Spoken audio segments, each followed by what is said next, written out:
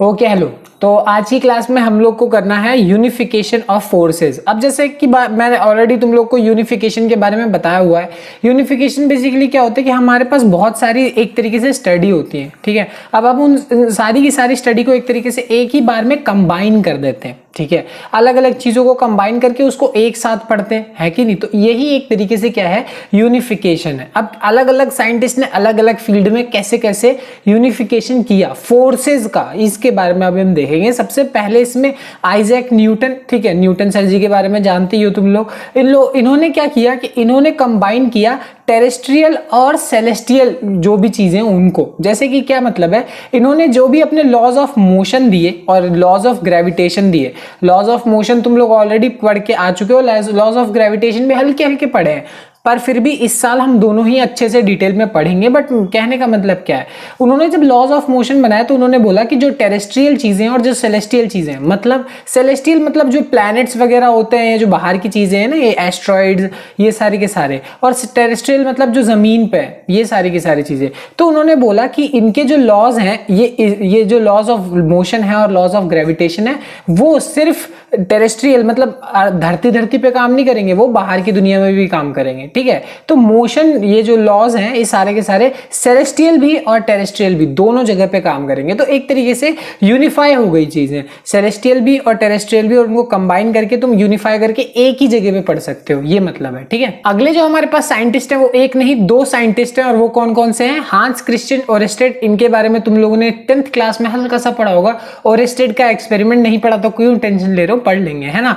और दूसरे scientist Michael Faraday. अब इन दोनों साइंटिस्ट ने मिलकर एक बात बोली, और वो क्या है, मतलब दोनों की स्टडी से फाइनली ये कंक्लूड किया जाता है कि वही कि जो मैग्नेटिक और इलेक्ट्रिक फिनोमिना है, ये जो मैग्नेटिक फिनोमिना है जो हम मैग्नेट्स के बारे में पढ़ते हैं, ठीक है, और जो इलेक्ट्रिक फिनोमिना है जो इलेक्ट्रिसिटी वगैरह के बारे में पढ़ते हैं, वो बेसिकली सेपरेट नहीं है, वो दोनों एक ही यूनिफाइड डोमेन में काम करते हैं। और वो कौन सा डोमेन है, इलेक्ट्रोमैग्नेटिज्म, जिसके बारे में हमने पिछली क्लास में डिस्कस किया था। यानी इलेक्ट्रिसिटी और मैग्नेटिक इफेक्ट दोनों के दोनों एक ही फील्ड में स्टडी किए जा सकते हैं, और उसको हम क्या बोलते हैं, इलेक्ट्रोमैग्नेटिज्म, ठीक है। वैसे क्लास 12th में डिटेल में पढ़ेंगे इसके बारे में। तो अगले जो साइंटिस्ट है उनका नाम था जेम्स क्लर्क मैक्सवेल, ठीक है। तो मैक्सवेल जो साइंटिस्ट थे उन्होंने बेसिकली क्या बोला, ठीक है, उन्होंने ये बोला कि जो अभी तुम इलेक्ट्रोमैग्नेटिज्म देख रहे हो, और जो हमने ऑप्टिक्स के बारे में पढ़ा था, याद होगा तुम्हें, इलेक्ट्रोमैग्नेटिज्म जिसके बारे में बताया, इलेक्ट्रिसिटी, मैग्नेट वगैरह, ठीक है। तो और ऑप्टिक्स क्या था, जब लेंस के बारे में, लाइट के बारे में हम जब पढ़ते हैं,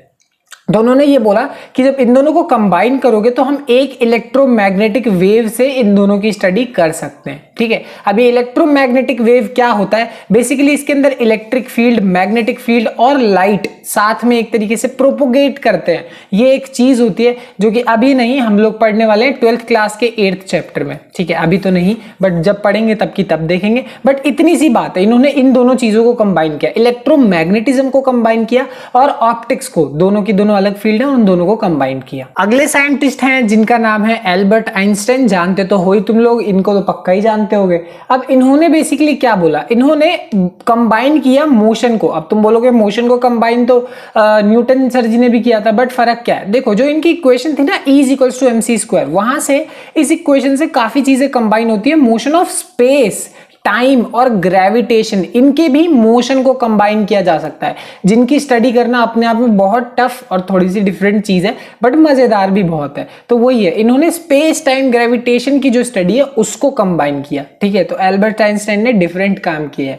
कहीं तुम वहां वाले मोशन को और यहाँ वाले मोशन को फर्क मत समझना। बेसिकली यहाँ वाला मोशन ना तब डील करता है जब कोई भी चीज लाइट की स्पीड से मूव करे, ठीक है। वहां पे नॉर्मल स्पीड जो होती है, लाइक कोई गाड़ी चल रही है, रॉकेट चल रहा है, उसकी स्पीड उतनी नहीं है। बट जब लाइट के पर्सपेक्टिव में बात करते हैं तब यहां पे हम इसका यूज करते हैं, ठीक है ना। तो इसमें और न्यूटन सर जी वाले में फर्क है। अब जो नेक्स्ट है हमारे पास वो क्या है कि 3 साइंटिस्ट हैं और तीनों साइंटिस्ट ने मिलके एक चीज बोली, और वो क्या क्या है, देखो पहले तो उनके नाम शेल्डन ग्लासहाउ, एब्डस सलाम और स्टीवन वाइन्सबर्ग, ठीक है ना। अब वाइन्सबर्ग या वीनबर्ग जो भी तुम बोलना चाहो यार, आप प्रोनाउंस करने का, तो जो भी अपना तरीका है।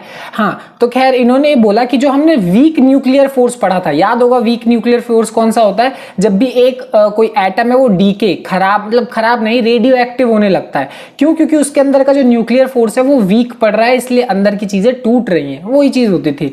और इलेक्ट्रोमैग्नेटिक फोर्स, जिसके बारे में अभी पढ़ा है, इलेक्ट्रिसिटी, मैग्नेटिज्म वगैरह वगैरह, दोनों को कंबाइन करने के बाद, तो इन दोनों को, ये बेसिकली क्या है, डिफरेंट एस्पेक्ट हैं किसके, इलेक्ट्रो वीक फोर्स के ही डिफरेंट एस्पेक्ट हैं।